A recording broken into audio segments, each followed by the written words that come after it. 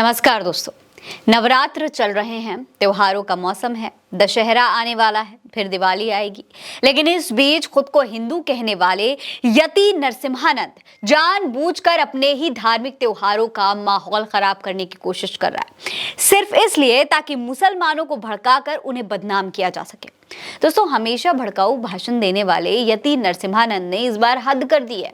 नरसिम्हानंद ने इस बार उत्तर प्रदेश के गाजियाबाद में एक कार्यक्रम के दौरान पैगंबर मोहम्मद और कुरान को लेकर ऐसी बेहुदा बात बोल दी है जिसके बाद से पूरे देश का माहौल खराब हो चुका है। नरसिम्हानंद की दोस्तों आदत है वैसे तो कि आपत्तिजनक बयान देकर वायरल होते हैं, लोगों की भावनाओं को आहत करते हैं और ऐसे ही एक बार फिर से वो अपने मकसद में कामयाब हो चुके हैं। असल में दोस्तों, गाजियाबाद के हिंदी भवन में अमर बलिदानी मेजर आसाराम त्यागी सेवा संस्थान की ओर से एक कार्यक्रम का आयोजन किया गया था।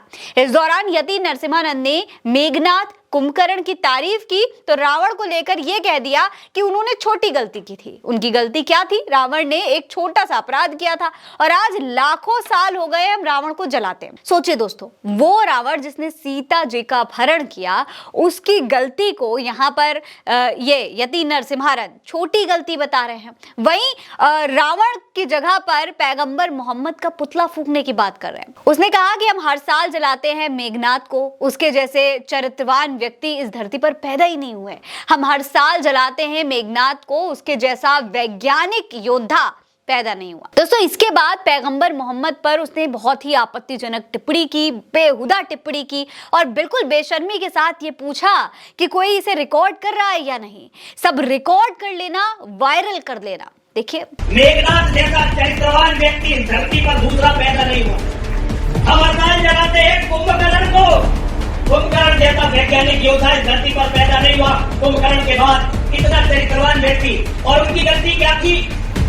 रावण ने एक छोटा सा अपराध किया और आज लाखों साल हो गए हम रावण को जला रहे हैं।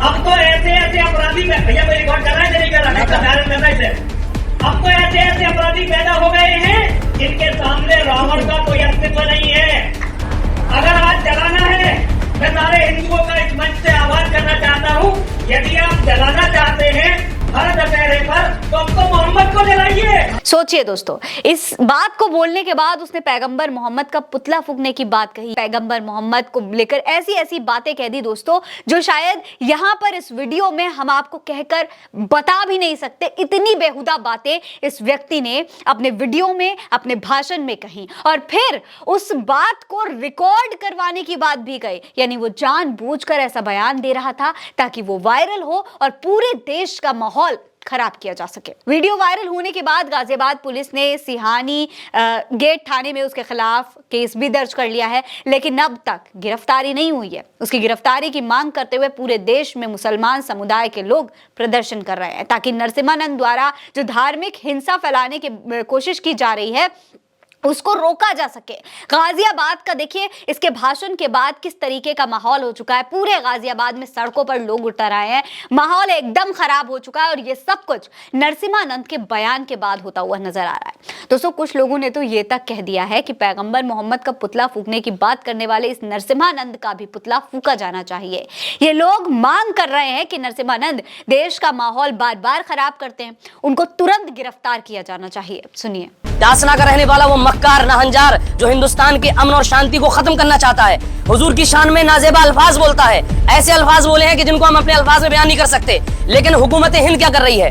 यूपी की हुकूमत क्या कर रही है? वो भौंकता रह रहा है। हजारों एफआईआर कराने के बावजूद भी आप लोगों ने उसके खिलाफ एक भी एक्शन नहीं लिया है। हमारी सबकी मांग है कि जल्द अज जल्द उसे जेल के अंदर होना चाहिए, वरना इससे भी बड़ा प्रोटेस्ट पूरे हिंदुस्तान में होगा, इससे भी बड़ा एहतजाज पूरे हिंदुस्तान के अंदर होगा। हम हुजूर की इज्जत पर खामोश बैठने वाले नहीं है। हम हुकूमत हिंद से अपील करते हैं, बार बार अपील कर रहे हैं। लेकिन दोस्तों, इसके बावजूद यति और उसके चेले बाज आने को तैयार नहीं है। एक और बयान जारी करके पूरी ढीठता के साथ इन्होंने कहा है कि अगर किसी ने यति नरसिम्हानंद गिरी का पुतला फूका तो पैगंबर मोहम्मद और अली के पुतले भी फूके जाएंगे और अगली बार अबू बकर सिद्दीकी का भी पुतला फूका जाएगा। सुनिए। तो मैं एक बात स्पष्ट कर देना चाहता हूँ, यदि गुरुजी का कल पुतला फूका तो आप समझ लेना और सारा प्रशासन ये समझ लेना कि जो बात गुरुजी ने कही है वो अक्षरशः सच होने वाली है।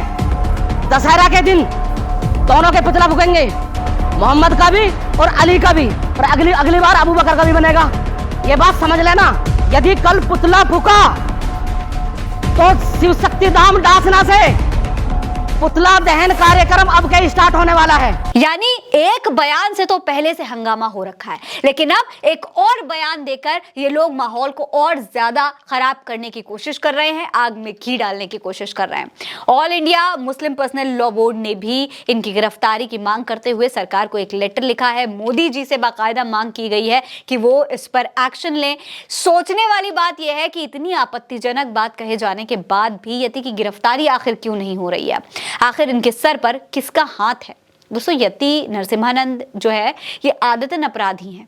ये केवल मुसलमानों के खिलाफ ही जहर नहीं उगलते, बल्कि ये यूपी के सीएम को भी अनाप शनाप पहले बोल चुके हैं। सुनिए जरा। मैं प्रदेश के मुख्यमंत्री योगी जी से कहना चाहता हूँ, योगी जी हमें तो तुम्हारी पुलिस आज बहुत ही बेइज्जती करी है, पर अगर तू अपने बाप की औलाद है ना तो अलीगढ़ पे बुलडोजर चला के दिखा।